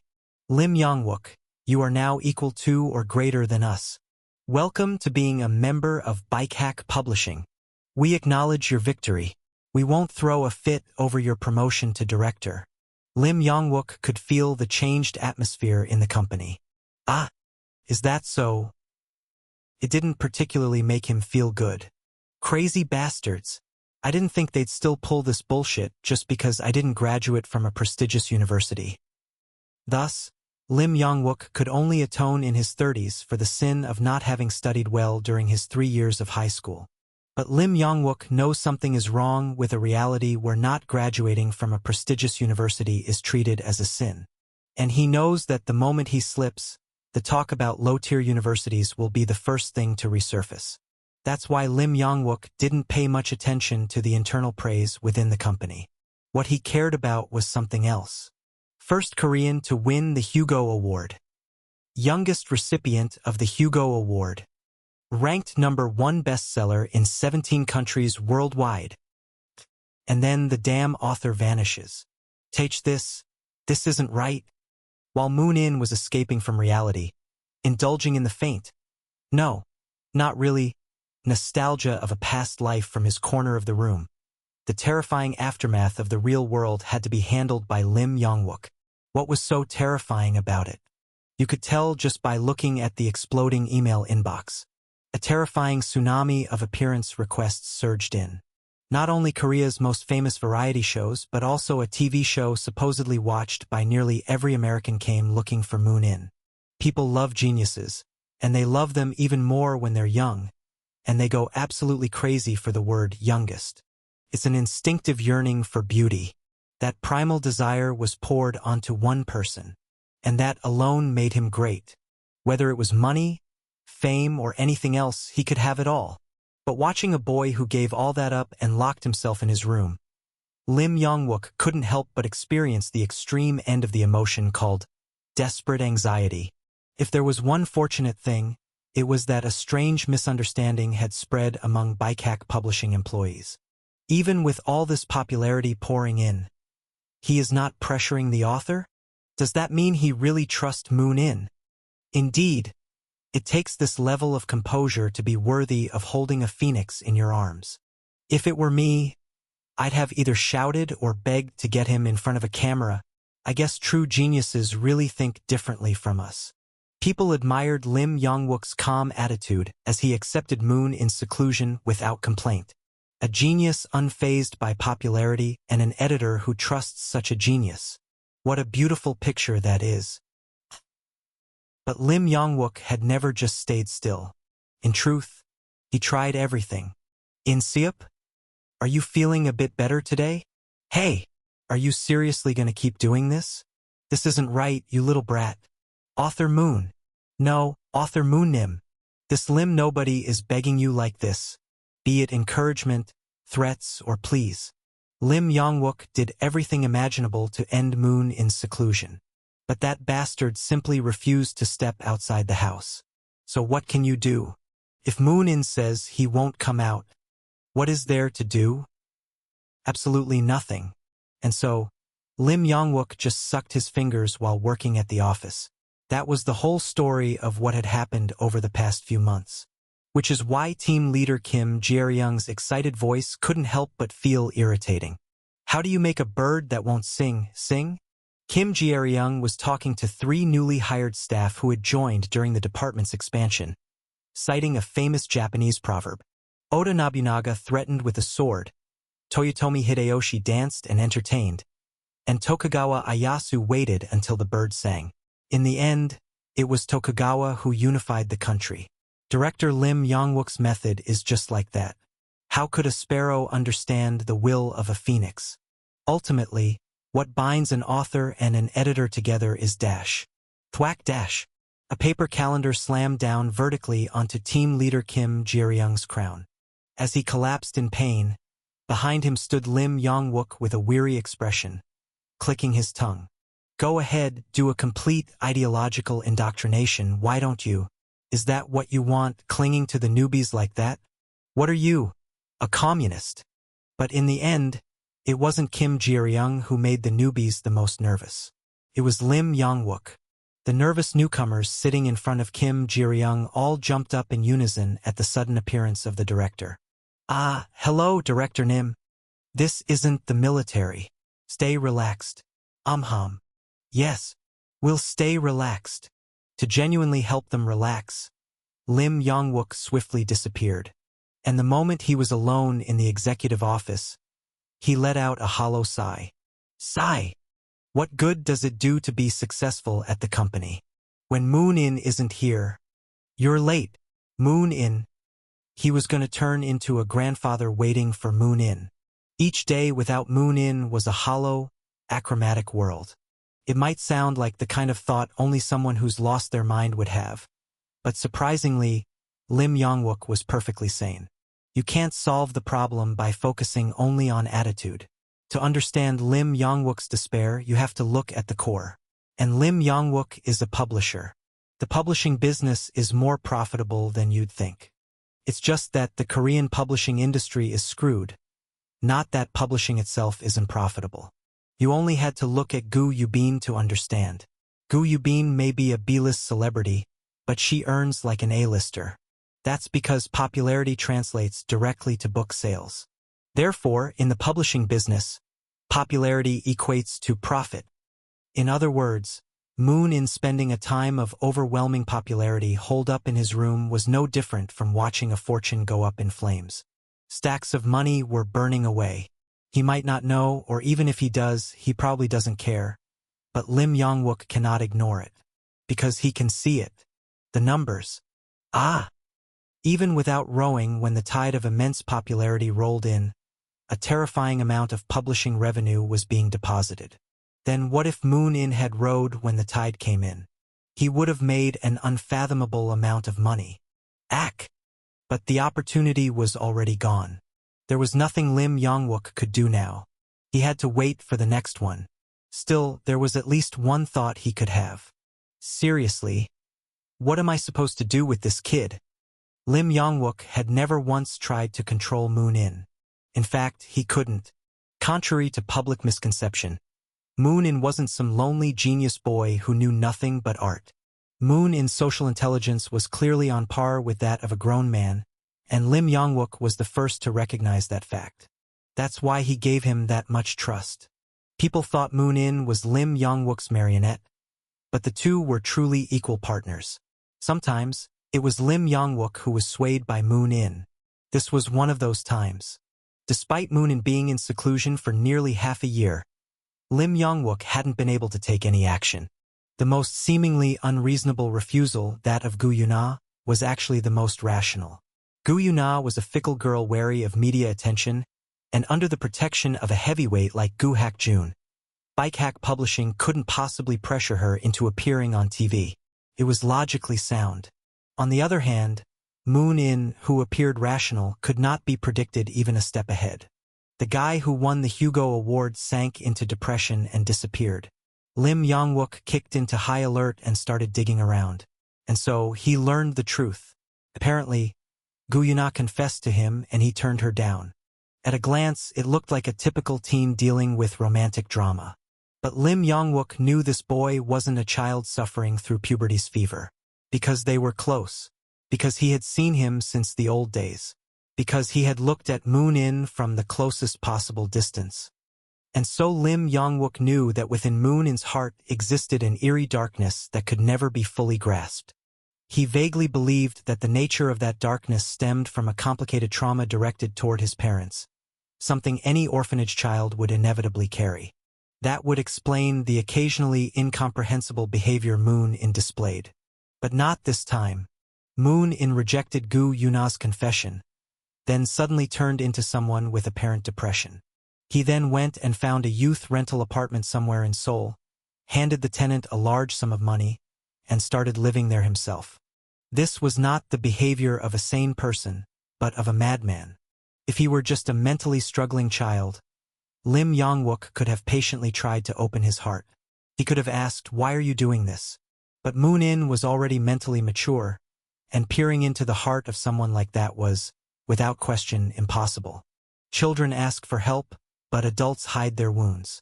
Lim Yong-wook never for a moment expected some kind of immature magic of friendship to happen between him and Moon In that would allow their hearts to connect. That belief was as firm as his faith in Moon In's emotional maturity. Moon In is not a kid. He is mature, temperamental, emotionally closed off, and a quirky, fastidious genius novelist who carries an incomprehensible darkness within him. Until now, Lim Yong-wook had managed to overlook things, but having now borne a staggering business loss, he felt a chilling fear he had never felt before. If Moon In says tomorrow that he's terminating his contract with Bike Hack Publishing, is there anything I can do? There wasn't. Can I believe that Moon In will continue to cooperate moving forward? He believed, and it backfired this time. Then, a way to control Moon In. Should I create one? He didn't know. Logic said yes, but emotionally, no. As a director at Bike Hack Publishing, yes. But as editor Lim Yong-wook, no. One ironic fact was that the very inability to control Moon In served as proof that Lim Yong-wook was giving him special treatment. Bikehack Publishing and the Bikehack Group as a whole was by no means an easy company. Media power is power. Bikehack deals in power, not money, and thus operates more like a political party or a military organization than a business corporation. Therefore, Bikehack Publishing is always ready to banish anyone who displeases it from the industry. In fact, that's exactly how it became a dominant player in the field. Then, logically speaking, shouldn't Lim Yong-wook, director of Bikehack Publishing, be putting a leash on its most powerful weapon, Moon-in?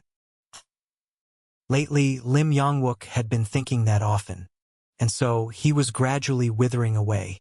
Each day without Moon-in was a hollow, monochromatic world. Then, one day, team leader Kim Ji-ryung burst into his office without even knocking. Moon-in went to school. Lim Yong-wook couldn't help but blurt out a line eerily similar to one spoken by the new teacher at Bikehack Arts High School. He showed up. Moon-in. In life, there are moments that send you into meltdown. What I went through recently was exactly that. The confession I received from Guyuna, it was really something I could barely endure. Even now, I still feel the same. So pathetically, I stayed in my old home for a long time, escaping reality as though I have not traveled through time. Damn it. Summarizing it in one sentence makes my disgraceful behavior crystal clear. It's embarrassing. In any case, I chose literature as my way of fighting against time, and I think I handled the mentally shattering situation fairly well. I isolated myself from the world and locked myself inside literature. Thanks to that, I was able to keep a safe distance from a world that could disappear at any moment and protect myself. Because the world is not eternal, but literature is. But what I overlooked is that literature is a discipline rooted in me, and I am gradually changed by others' influence. Therefore, literature can never completely isolate me from this world. I must accept the world, which could vanish at any moment. Even if tomorrow morning I wake up and everything is gone and I'm back 10 years in the past. Even then, I must step into this world little by little. Even if I'm scared, I must find the courage. Only then can I continue with literature. That was the lesson I learned from this mental breakdown. So, with that lesson as my foundation, I carefully chose my response to deliver to Lim Yong-wook. This world is no longer a second priority. It's no longer something that can be sacrificed at will for the sake of the top priority, literature. Therefore, the response I had to give Lim Yong-wook was, 1. Well, damn, this kind of thing can happen when you're writing. Please understand. 2. I regret the business losses to Bikehack Publishing. I will handle things more maturely in the future to avoid causing trouble for the company. It was number 2. I'm sorry. But Lim Yong-wook did not accept the apology so easily. What exactly are you so sorry about? For causing trouble to the company by disappearing right after winning the Hugo Award. Trouble? Ha! You think I'm doing this because of the money? Are you trying to make me sound petty? You are doing this because of money though. TSK. You know me too well. Like a finicky girlfriend, Lim Yong-wook had been deflecting the apology with ironclad defense, only to finally reveal his malicious intent.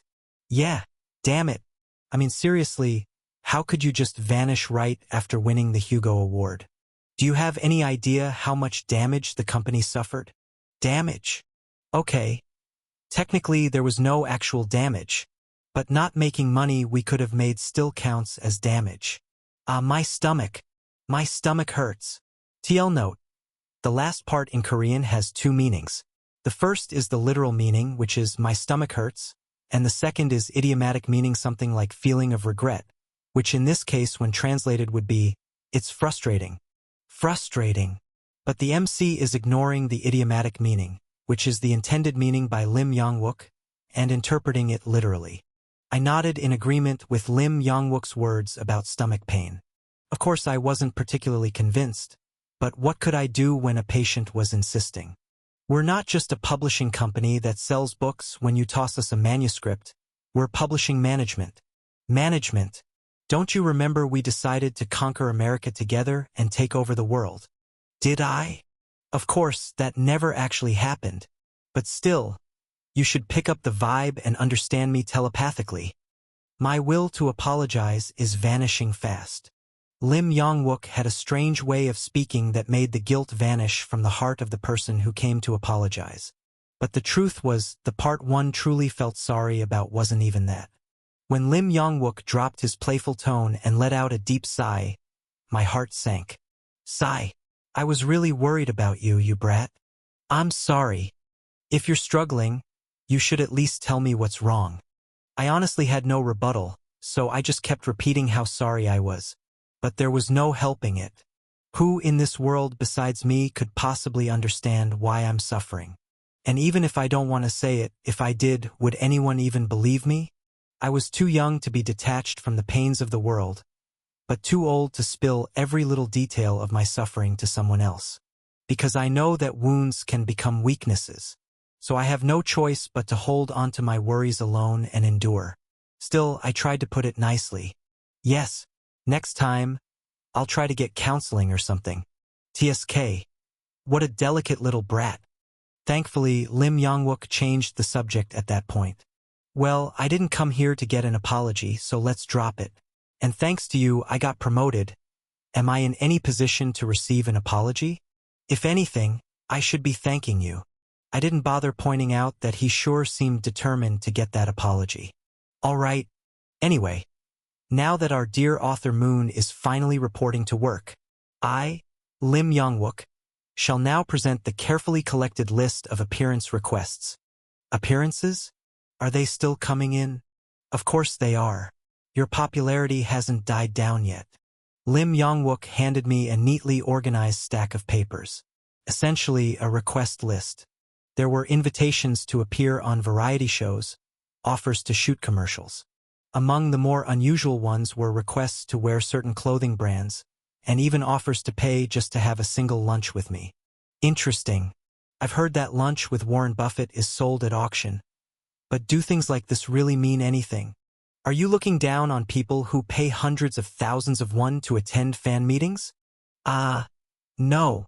That's not what I meant. If fan meetings sell for that much, imagine lunch. And over lunch, if you chat smoothly enough, you might even exchange numbers and become friends.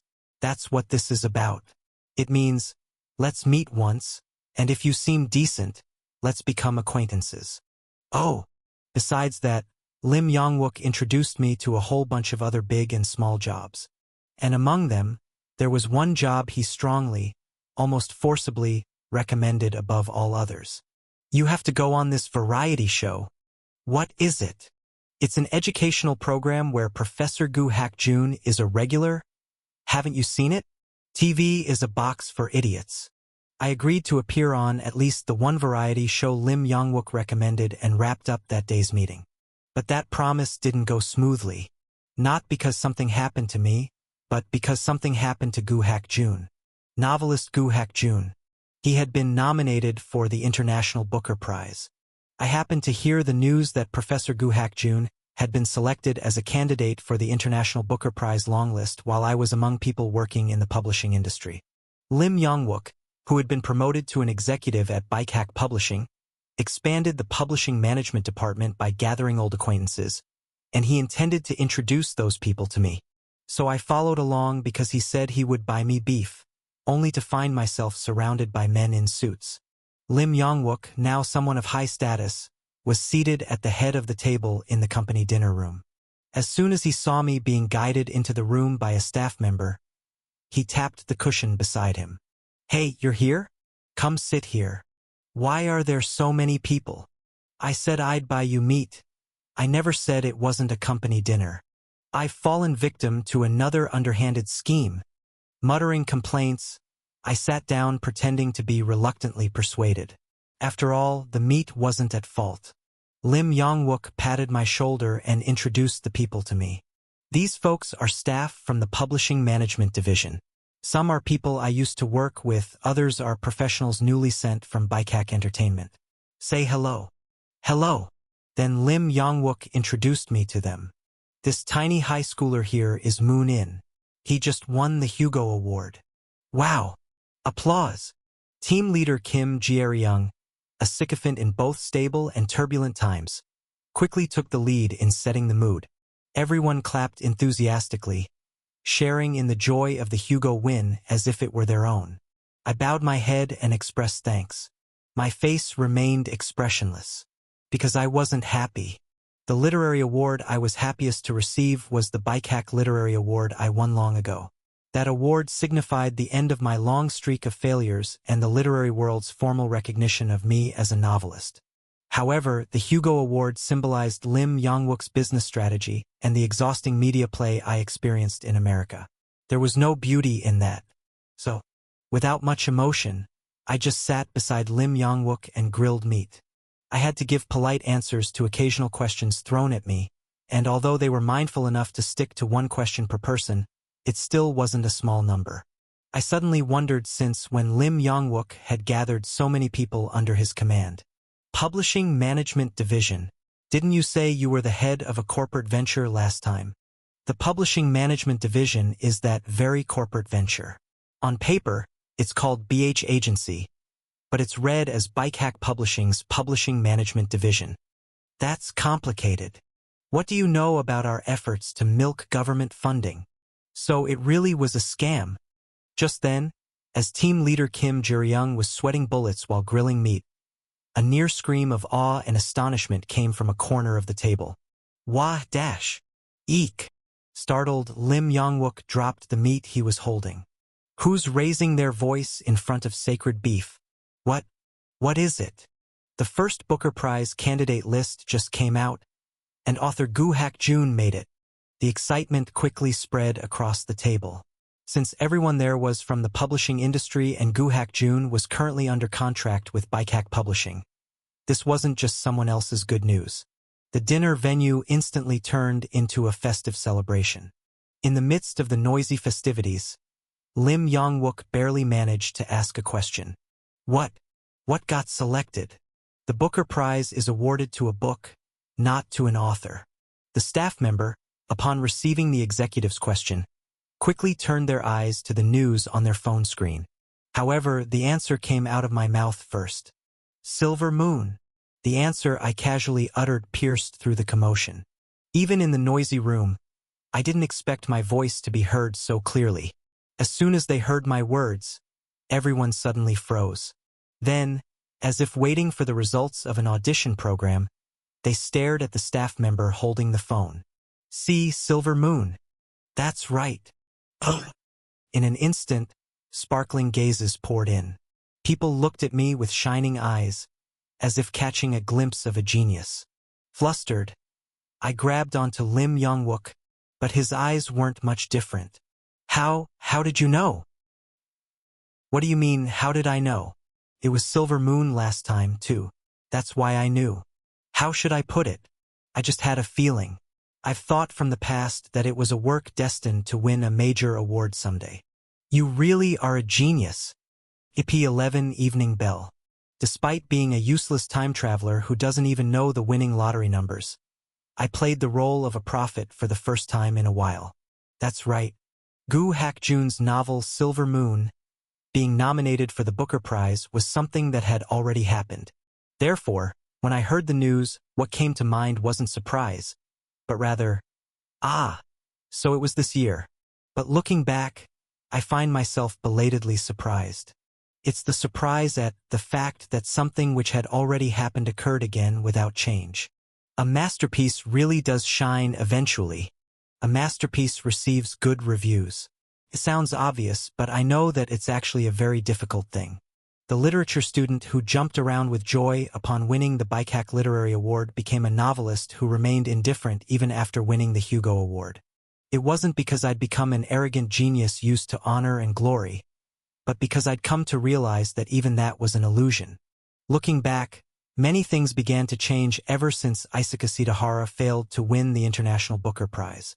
I came to understand that even the judges of the world's most prestigious literary awards follow political interests rather than beauty. Isaka Shidahara lived for a few more years, and during those years he supported countless artists and wrote an entirely new novel. Beautiful in itself. I still carry Shidahara's final new work with me, Thankfully, the era is good enough that storing it in a phone doesn't feel so heavy.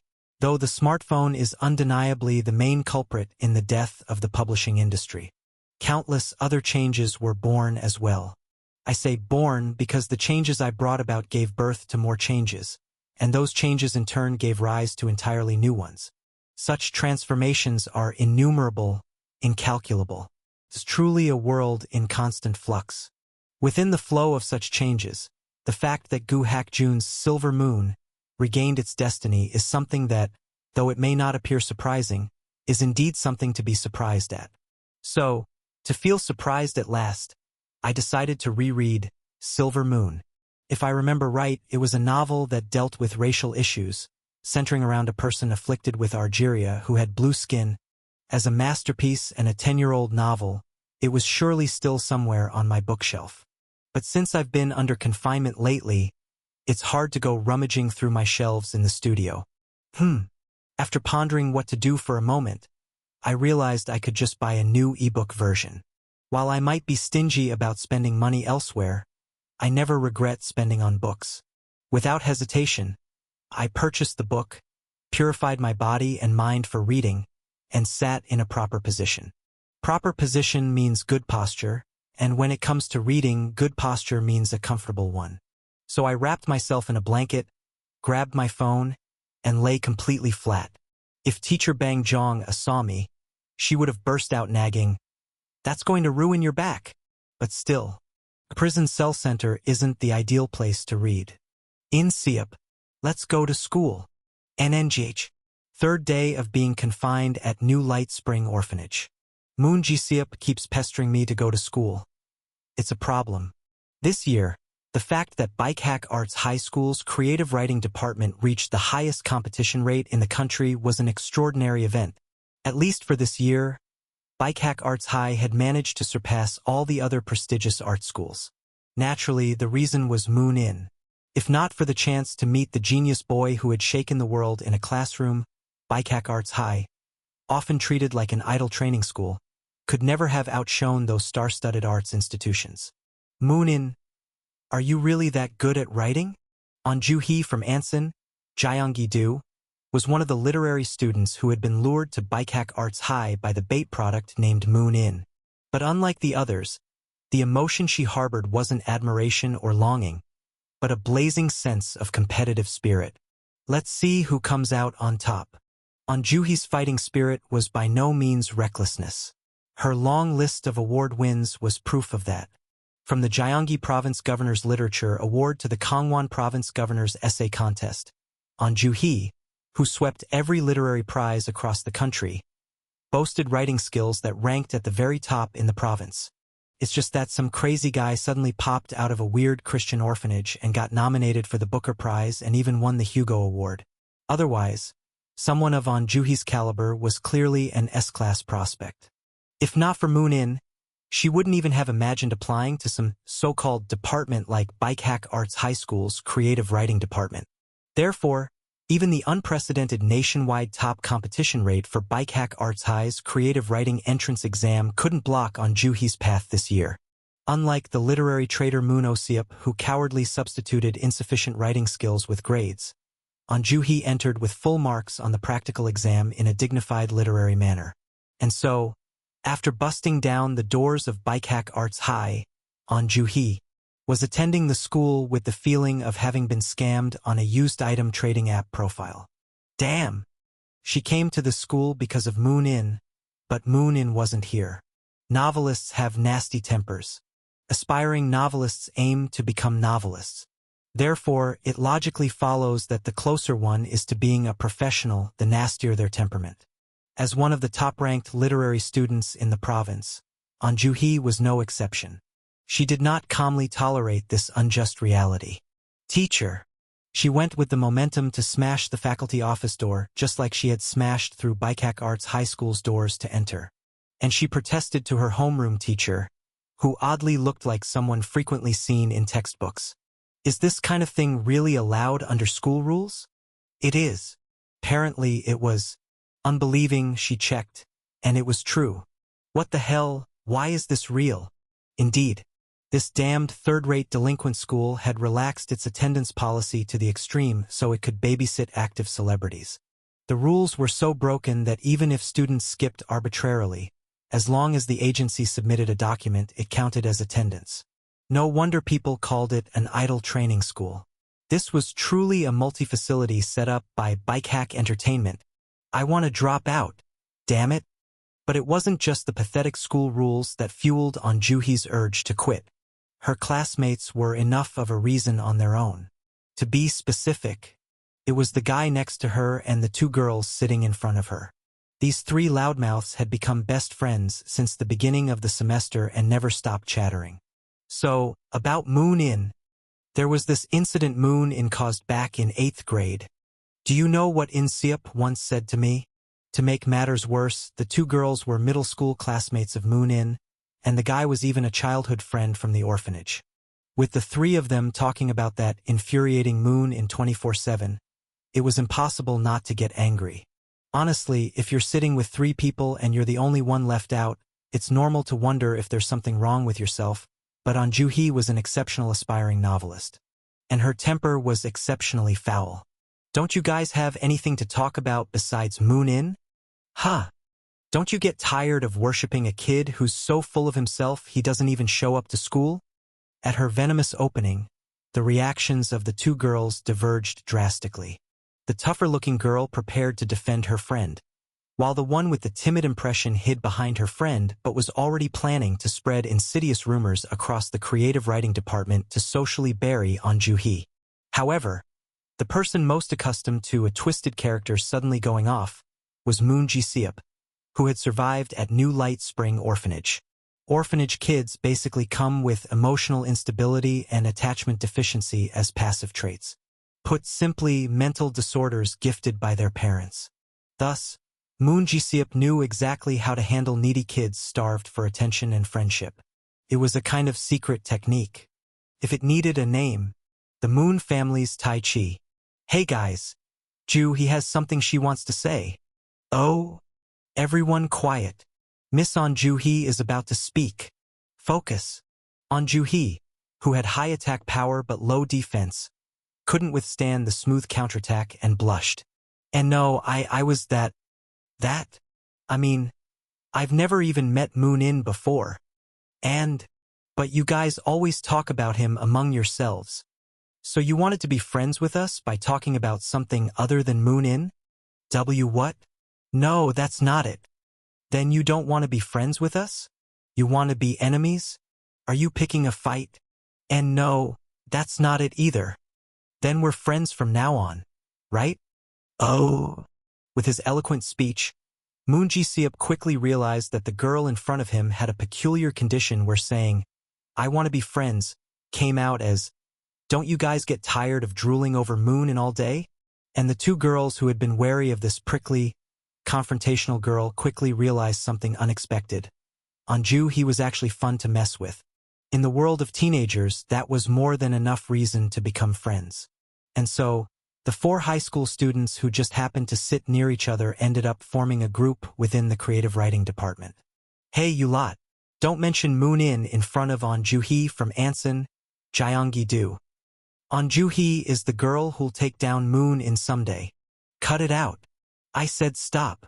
A few weeks in, they were close enough to tease An Juhi about her initial hysterics. But even then, one point of contention remained unresolved. Their perspectives on Moon-in. Unlike the two girls who came from Bike Hack Arts Middle School's creative writing department and Moon Ji-seop, An Juhi had never met Moon-in.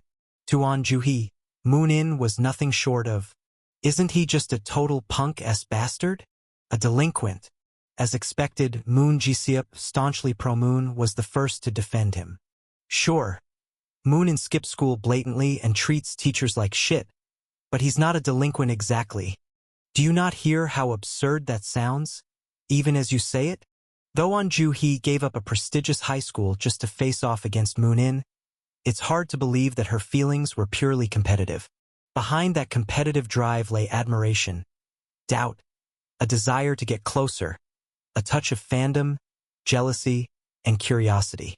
That complex tangle of emotions, triggered by Moon-in's absence, condensed into resentment. Before she realized it, An Ju-hee had become the most zealous anti-Moon in the group. Mayan Sip's not like that? Ha! If you ask me, the biggest reason Moon-in doesn't come to school is superiority complex. He's basically bragging to the world that while his peers are still stuck in the amateur leagues, he alone is playing in the pros dash. I don't know if Moon-in actually thinks that, but if you were in his position, it's obvious you'd have that kind of sleazy attitude, and that's what pisses me off. Oh? Moon Ji-seop was the first to step in and stop the fight when An Ju-hee threw a tantrum. Yet ironically, he also ended up being the one who fought with her the most. This is why people say never to bring up politics casually. Then, one day, in the middle of the extreme standoff between the pro-Moon and anti-Moon factions, Moon-in came to school. Do you know how hard it was to drag in Seop here? Surprisingly, Moon Ji-seop claimed he had dragged him in by force.